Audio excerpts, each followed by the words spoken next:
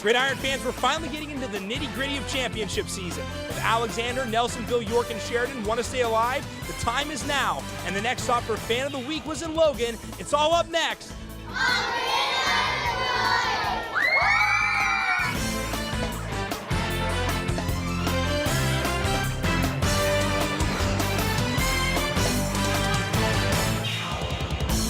Break the huddle, football fans, because it's time for another Friday night of Gridiron Glory. I'm Nathan Takich. Week 8 in our region could be called Survival Week. For many area teams, tonight's game marked the last chance to stay in the hunt for league titles. Coming into tonight, both Nelsonville, York, and Alexander were still hunting for the TVC Ohio's top spot. Buckeyes Spartans is always an intense rivalry, but a loss in 2014's matchup would likely mean the end of the road. High stakes, no pressure on TVC Ohio reporter Mark Donor, but certainly for the guys on the field. Huge game tonight for both teams, Nathan. Alexander's really been a surprise this year. Number 3 in the TVC Ohio entering tonight, competing with NY for that number 2 spot, inching behind Athens. And what better night for NY to inch closer to Athens than on homecoming night? And check out the opening kickoff. Jeremy Warren takes it back to the Alexander 20-yard line, spotted at the 15-yard line, and 6 plays later, yes, 6 plays for 15 yards, Alex Mount in from 1 yard out. 7-0 NY, and Alexander's first play from scrimmage, a trick play, number 6, Taylor Kimbrell to Lucas Thompson for 13 yards, but the drive would stall on this messed up snap on the punt, and NY taking over with great field position from the Alexander 32. They go 3 and out and put Alexander inside their 10, and Brody McGrath on 3rd and 17 throws up an interception to Dakota Mays of NY, brings it to the 6-yard line of Alexander, and Alexander's just giving the game to NY early on. Noah Andrews in from 2 yards out. The PAT would be no good. 13-0 in the first quarter still, and after an Alexander turnover on downs, Hunter Edwards to Dakota Mays on this one for 27 yards on 3rd and 19, but Alexander's D steps up again here. Mason Chapman with the sack. Very next play, Chase Harris with the sack, and they would get the ball back for Alexander, and McGrath is picked off again, this time by Garrett Maiden, returning it to the Alexander 11-yard line, and 2 plays later, Mount in from 2 yards out, 21-0 after the 2-point conversion, and later on in the second quarter, NY threatening before the half. Alex Mount with a 9-yard run to the 5 on this play, and another sack, back the Buckeyes up. Edwards finds Jeremy Warren for the touchdown on 3rd and long here, 28-0 heading into the half. But look at this, Alexander fights back, but couldn't pull off the win. 21 unanswered points for the Spartans, 35-21 your final. So NY is the team that stays alive in the Ohio. The score really didn't tell the story, especially early though. This one was all about defense. Well, both teams played really well defensively, Nathan, in that first half. NY just forced the turnovers. Alexander's defense bailed out the offense several times, pushing NY back with sacks and forcing a fumble on the one, but really the offense struggled in that first half. And Nelsonville, York, they really seemed to take advantage of those chances that Alexander allowed. Yeah, Nathan, Alexander really shot themselves in the foot, especially in the first half. When you get down 4 touchdowns, it's really difficult to bounce back. 3 interceptions and a fumble for the Spartans. And listen to these drives by NY in the first half. 6 plays, 15 yards, 2 plays, 6 yards, 2 plays, 11 yards, 11 plays, 65 yards, all ending in touchdowns. Alex didn't score until 36 ticks left in the third quarter, but too little, too late for the Spartans. Try to come back, fell just short. Nelsonville, York, huge win. Mark, thanks a lot. Gridiron fans, I'll bet a few of you stood on the line somewhere to get your hands on a new iPad mini, but whatever smart device you use, quick, grab it and connect with us on social media. You can like us on Facebook, and hey, don't be bitter, follow us on Twitter at Gridiron Glory. You can even follow my host Twitter account at gghost_Nathan. Vote for your player of the year using the hashtag GGPOY. If your post is really fun, we'll give you a shout out on the air. From one rivalry game with high stakes to another, Tri-Valley and Sheridan have been there before. For the better part of a decade, Scotties versus Generals usually makes or breaks MVL title and playoff hopes. It's time to break out the technology. Nathan Wiseman here, live from Zanesville. And Nathan, after a couple off years, Sheridan's the real deal. Well, yeah, that's right, Nathan. You know, Sheridan barely missed out on a chance at the playoffs last season, and this year they're kind of the same. They're at the 10th spot right now, looking in, but tonight they were hoping to make some noise out in Tri-Valley, but they'd have to get past 2 of the most playmaker players in the MVL, and Brock Fargas and his main target, Hunter Muller. But Fargas struggled early here, throwing an interception off the hands of Logan Piddle, but Fargas would quickly regain his composure the next drive.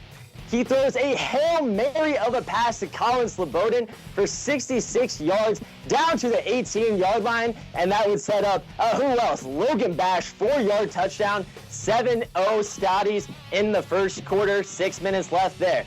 Sheridan stuck to the running game all night. The running back, Levi Ray, he only had 42 yards on the night, and their passing game wasn't stellar either. Dylan Dupler looks for Justin Snyder, but Quentin Gators intercepts the pass, which sets up a Bobby Scott touchdown. 4 plays later, 18 yards. Tri-Valley up 20-0 at this point, and that fires up that Tri-Valley student section. Look at all that pink out there. They're fired up and ready to go for the rest of this game. Now, the Sheridan defense, they did test Tri-Valley at times. Here comes late Caden Bettle. He has a tough tackle on Logan Bash, and the quarterback, Dylan Dupler, showed signs of improvement in this game. He rolls left on a quarterback keeper for 22 yards down the field, but it was all Tri-Valley on the scoreboard. Brock Fargus rolls out. He finds Hunter Moeller in the end zone. They go up 27-0 at that point, but they go on to win 34-0. Well, there you go, Nathan. Another Dog's Day. Tri-Valley wins again. They improved to 8-0, but it really took some time for the Scotties to get going. Well, yeah, Nathan, usually Tri-Valley has already scored before their fans can even take their seat, but that was not the case tonight. Fargus was 0 for 4 early in the game, an early interception. It took a Logan Bash touchdown on the second drive for Tri-Valley to really gain that momentum and to get going. And this season, when Sheridan, when they run well, they win the game. Levi Ray really never got started running in this one. How did that happen? Well, you know, head coach Paul Carver, he's always about that running game, but it just wasn't working against Tri-Valley's defense tonight. Levi Ray was trying as hard as he could, but that Tri-Valley defense was just too tough. And, you know, they tried to stick to the running game, but it just wasn't able to happen, you know, too tough, Tri-Valley. Nathan, Tri-Valley 8-0, Maysville 8-0. That sets up an epic match next week. I'm sure you'll be excited for it. Thanks a lot tonight. Fans, up next, we're revealing our Player of the Year semifinalists. But first, one last look at what the folks on Twitter thought. Dylan Bartow is all about the boys on the Jackson defense. Sticking in Jackson, the Sextons are everywhere on Twitter. Here, nominating Ironman quarterback Hunter Sexton, and Tricia Smathers has Bulldog Fever. Her votes are for Joe Burrow, Trey Williams, and Troy Stalder, to name a few. Fans, thanks for your votes to this point. Don't stop retweeting. 3 weeks ago, we revealed our 2014 Player of the Year midseason watch list. Since then, you fans have been all over social media giving us your votes. Tonight is the night that your voice pays off. It's time to reveal our GGPOI semifinalists. And now we welcome Avery T. Jennings to the desk. Avery, you're almost done at this point. It's already week 8. Oh yeah, Nate, there's just a couple weeks left, and this is when the lights really start to get brighter, and those standout players earn that lunchroom reputation. We're down to 15 semifinalists for the Player of the Year award, and 3 of them play up in the MVL. Brock Fargus led Tri-Valley to yet another win tonight. He's thrown for at least 150 in every game this season. On the other side, Levi Ray struggled. Next week, Chase Roberts leads Maysville against that stout Scotties defense. Logan lost its second straight game tonight against Zanesville, but Lane Little still the man. Highlights from that one coming up in a bit. Jackson won again. Hunter Sexton and Reagan Williams are on their way to hosting a playoff game in that tough Region 9. Over to the Hawking. They've got the most reps on our list. Jenkins, Downs, Sheets. And how about Manny Tullius having himself a year? Belpry's playing Parkersburg Catholic tomorrow night. They're trying to stay in the hunt for a playoff spot. Well, great story out there in Belpre. Nice to see them really turn a corner in the TVC Hawking this year. Avery, what about those guys from Athens? Well, Nathan, I'm glad you brought them up. Athens offense is putting on a show every Friday, so we're giving the whole unit some love on our show tonight. 61 points a game this season, 82 tonight against Wellston. Joe Burrow injury news coming up in the point after, by the way. Alex Mount, he's running hard for a Nelsonville team trying to get back in the playoffs. And finally in the Mountain State, Point Pleasant had a tough test tonight. Stick around for Game of the Week highlights to see how that backfield duo did against Ravenswood. Shout out Garrett Gilkerson, balling for 5-2 Parkersburg South as well. That's 15 semifinalists. Nathan, one of them will be our Gridiron Glory Player of the Year, and I'll be back in a couple weeks to try and cut this list down to 5 finalists. Well, we've got quite a list already. Cutting it down to 5, it's going to be awfully tough. I'm glad it's your job, Avery. Thanks a lot. We're really looking forward to it. Oh man, Gridiron fans, you do not want to miss the treat we have for you at the end of this week's show. It's our Game of the Week, chosen by popular demand, and you fans picked a goodie. It's a battle royale in West Virginia. Point Pleasant is ranked 2nd in AAA. Ravenswood is ranked 3rd in AA. Maybe confusing, but not complicated, because both teams took to the field hungry and undefeated. Michael Drapshow is up in a bit to tell you who stayed perfect. Before Week 8, Wahamo's ranked 17th in West Virginia Class Single A with a 4-3 overall record, so 2014 hasn't been the best White Falcons season ever, but if the chips fell just right tonight, Wahamo could still split atop the Hawking. I'm now joined by the walking, hawking encyclopedia, Mr. Chuck Walter. Chuck, speaking of survival, Wahamo really needed to win. Well, that they did in a very intriguing matchup tonight. Before the season, no one would have guessed that this game would even be a game past halftime. But a little spoiler alert, it was. And homecoming night in Mason, look who's back. Kane Roush, reigning GG Player of the Year, all-time leading Wahamo rusher. Opening drive, Landon Hutchinson rolls out, finds his man in the end zone to cap off the 58-yard drive. Went for two, didn't get it, 6-0. Wahamo backed up in their own territory. Caleb Sheets, he tries to do a little too much. Couple of spins before he eventually loses it. The Rebels would recover at the 6, still at the 6. 4th and goal, strange call here. The quarterback sneak doesn't even come close. Hutchinson actually flips it to a teammate who scores, but the whistle was blown before. Wahamo punts, and the Rebels take advantage. It's Johnny Sheets on the reverse. The running Rebel breaks the outside. See ya. 50 yards added to Sheets' resume. Went for two, didn't get it. 12-0. Wahamo trying to climb back in it. Demetrius Saravich takes the handoff. Garrett Miller opens a hole big enough for two. Luckily, only Demetrius needs to walk in. Went for two, they got it. South Gallia looking to regain the momentum. Hutchinson sitting and looking for a man. Instead, he's looking into the turf. Garrett Miller looking like an animal that just got out of his cage on that tackle. Got to him in a hurry. More from Miller. Sheets dials up, connects with the man, 19 yards. That would set up Saravich. Again, take it in, Haas, 6 yards out. Bullying the defenders. Wahamo up 15-12. They found their groove from there. 44-32 is your final. Sheets and Saravich both with big nights rushing the ball. 79 and 69 apiece on the other side. Not bad nights for Hutchinson and Sheets, but they just couldn't get the stops on defense. Well, Chuck, I guess slow starts were really a theme tonight across all of our games. Same goes for the White Falcons. When did they take over in this one? Well, it started when South Gallia was up 12. Caleb Sheets returned a kickoff deep into Rebel territory. They would score. Then Garrett Miller had a big sack while the Rebels were driving to regain the lead. And then from there, Wahamo never really looked back. Caleb Sheets, he found his mojo from there. The statistical standouts tonight, they were few and far between. Chuck, who caught your eye on the field tonight? Well, I have to give a lot of credit to the captain, Garrett Miller of Wahamo, tight end, defensive end. He was huge on defense, some big tackles, also had some nice catches. But what really caught my eye was his vocal leadership. His leadership in general was racing to the ball, was really vocal with his teammates, and you could just tell the respect there, and he really brought his teammates up. With the win tonight, Wahamo takes that step forward. Trimble did win, though, so Wahamo's TVC Hawking chances now out the window. But regardless, good win for them. Chuck, thanks a lot. Hey, everybody. Gridiron's Twitter takeover continues in football communities all over the region. Tonight, the fine folks from the TVC Hawking were armed and dangerous on their phones. Kane Hutchinson snapped a picture of the South Gallia Rebels on the sideline before game time. Also, a nice behind-the-scenes picture from the man known as Michael. The Trimble Tomcats pounced out of the locker room on the way to another win. Fans keep on tweeting on.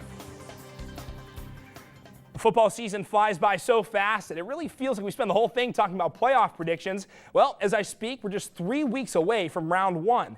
So talking about the playoffs now, really not too early. Two of our reporters, Carly Bell and Nick Kimyati, are here to talk about what's going to happen to the teams on the playoff bubble. Who's in, who's out, everything in between, the whole thing. Well, Nathan, in Ohio high school football, the top 8 teams in the region make the playoffs. And coming into this week, Sheridan was in the 10th spot, so they already had their work cut out for them.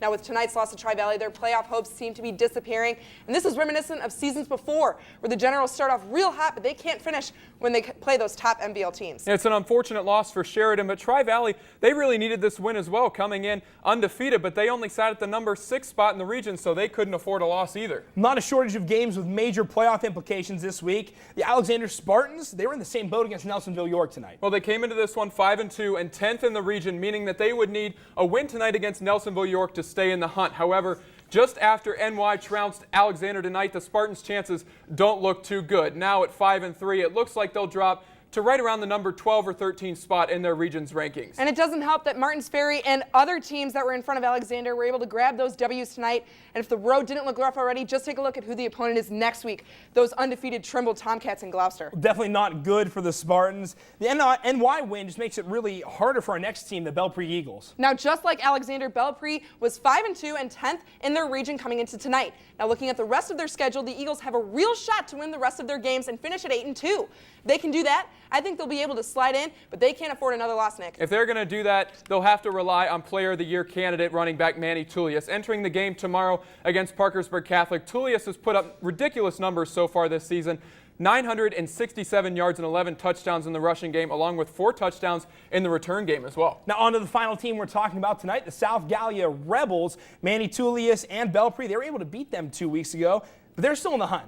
Now, they were sitting at the number 11 spot coming in to this game, so lower than any of these other bubble teams. And with this loss to Wahama tonight, it looks like they are definitely out. They didn't play well in a close win over Waterford just last week, and that sloppy play continued this week. They were up 12-0 early, but the White Falcons stormed back and knocked them out. And it really doesn't look like the Rebels have any chance at this point. They started 2-0 and just haven't been the same since that loss to Trimble on September 12th. And since that loss, they're 2-3, and that record isn't going to get you in the top 8 in your region. Well, these certainly aren't the only bubble teams we have, but definitely interesting to see where they're going to end up at the end of the year. They're the closest ones we got. Carly, Nick, thanks a lot. Folks, I have some more rankings for you. Here are the world's top 3 websites. 3 is Facebook, 2 is Google, and 1 is woub.org.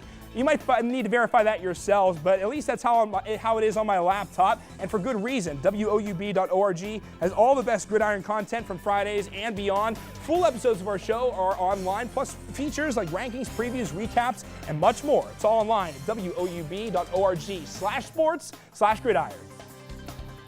Anytime you put a long-standing football tradition with a passionate fan base, you get an amazing game day atmosphere. Logan, Ohio is where football meets passion, and I met our next fan of the week. So, what's your name? Grace Huntsberger. Now that sounds familiar. How are you related to Gridiron Glory? My brother was the host a couple years ago. Yeah, Josh. And it's very easy to say. Oh, real loud.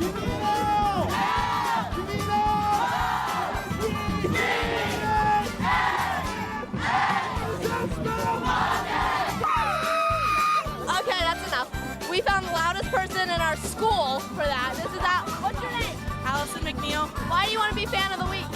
because I love supporting my Chieftains and I go to almost every game. Because I love Logan Chieftains and I know they're going to win against Zanesville.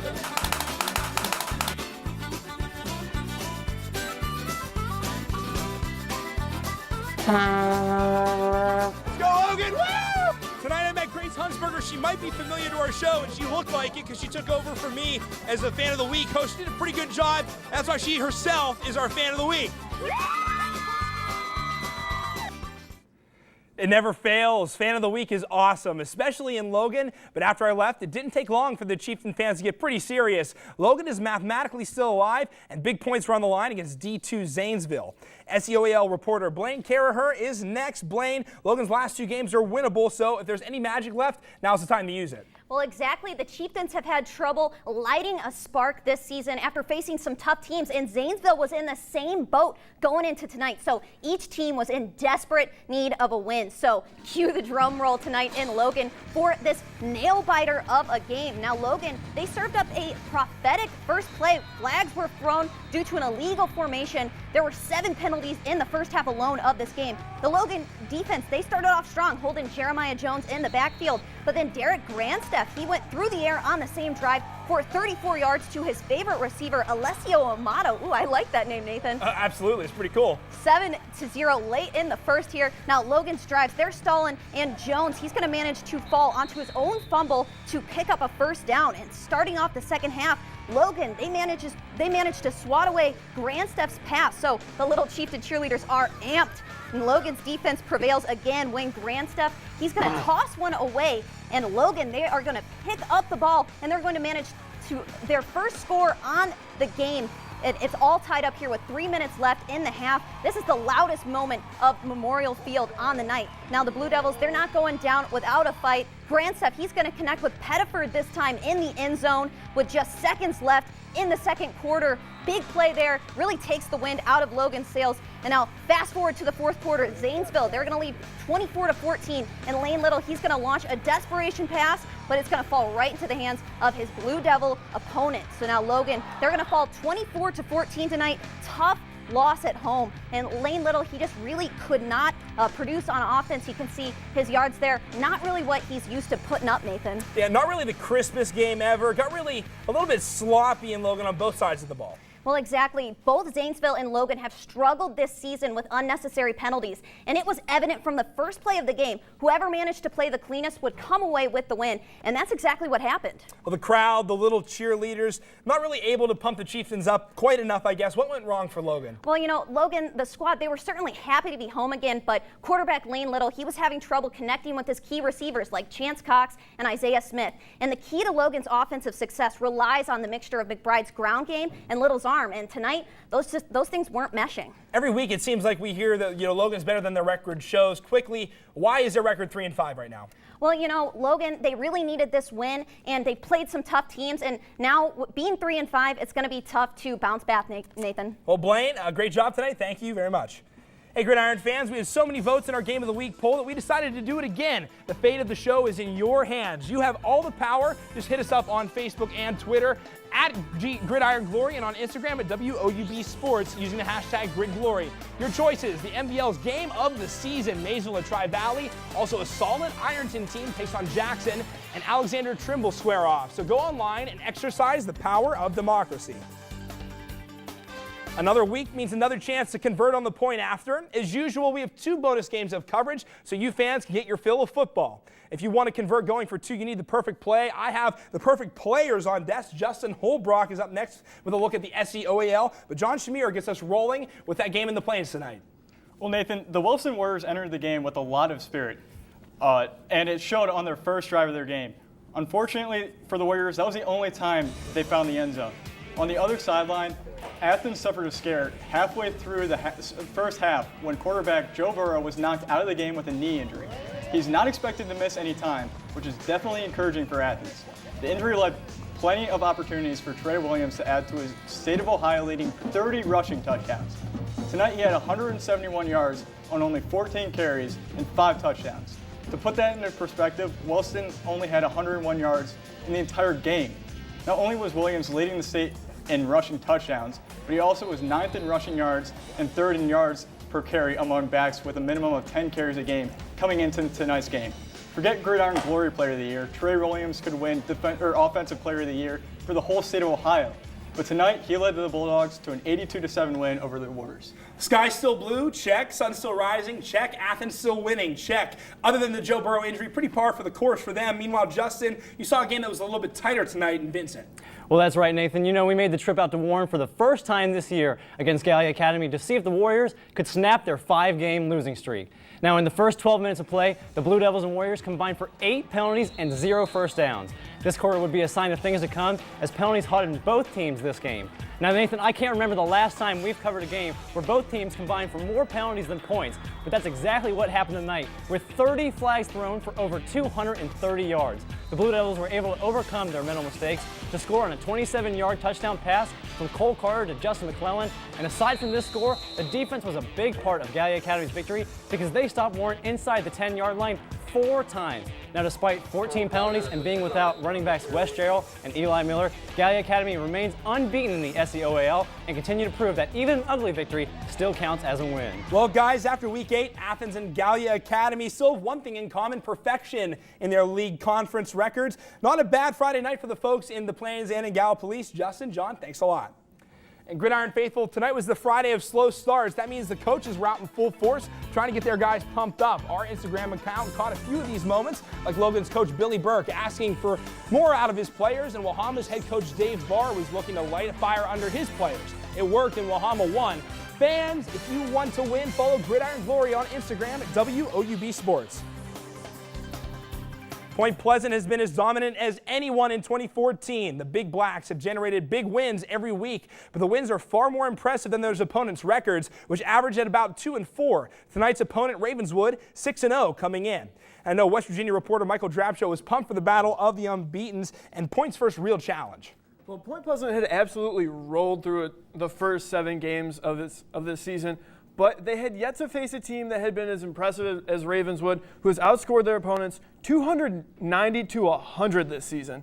And the stars for both of these teams, Reese Jellick for Ravenswood and Cody Mitchell for Point Pleasant, trying to get off to a good start. And Cody Mitchell set the tone for this game with that huge hit on the first drive of the game. And on Point Pleasant's first drive, Aiden Yates rolls to his left and connects with Gage Buskirk for 14 yards. But the drive stalled because of penalties, which were a huge problem for Point Pleasant tonight.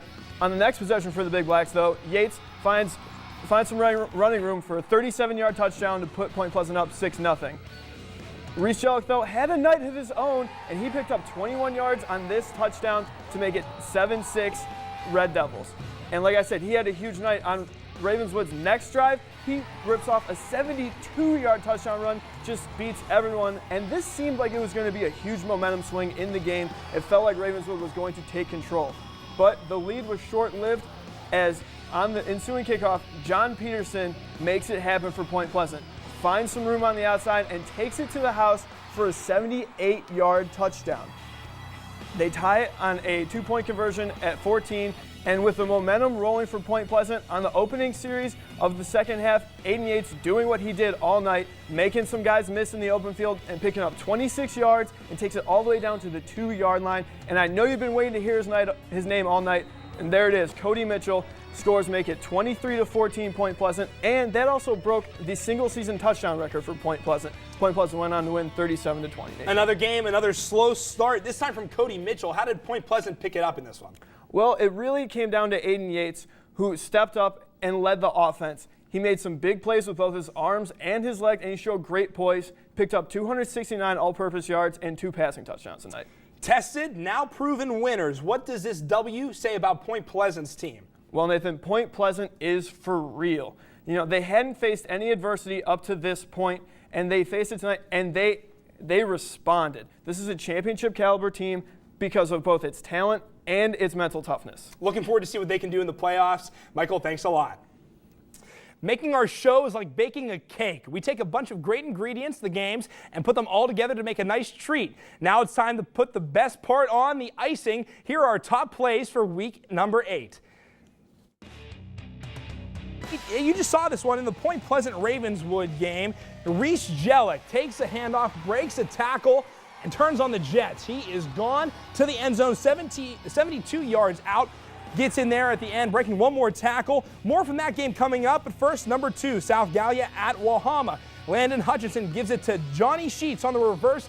He goes 50 yards down the sideline and into the end zone. Wahama would go on to win, however, by the final score of 44-32. Our top play of the night back in Point Pleasant versus Ravenswood. John Peterson takes the kickoff after our third play and runs it back to the end zone for a touchdown, 78 yards, really changing the momentum of that game. Point Pleasant goes on to win 37-20. That action is some of the best we've seen over the past 2 months, but the best is still yet to come. The herd is thinning, but teams still on the march to the playoffs need to step forward again in Week 9. For some teams, it's the last gasp at winning a league title. For others, it's the final setup before a chance at a perfect season. But for all, the second to last week of high school football's regular season is massive. Williamstown can push closer to the playoffs with a win against Parkersburg's third school, Parkersburg Catholic. But making the playoffs is only the first step. Trimble is aiming for another shot at states, and in Week 9, the goal is simple: beat Alexander. Athens' super senior class will be inspired to close the deal on senior night with one more home win against River Valley. Jackson still has a shot at a number 1 seed, and if the Iron Men can beat Iron 10, the red and white just might get there. But for all those exciting matchups, one up north is even more crucial. After 2 months of anticipation, MVL powers Maysville and Tri-Valley will square off once and for all to decide the league title.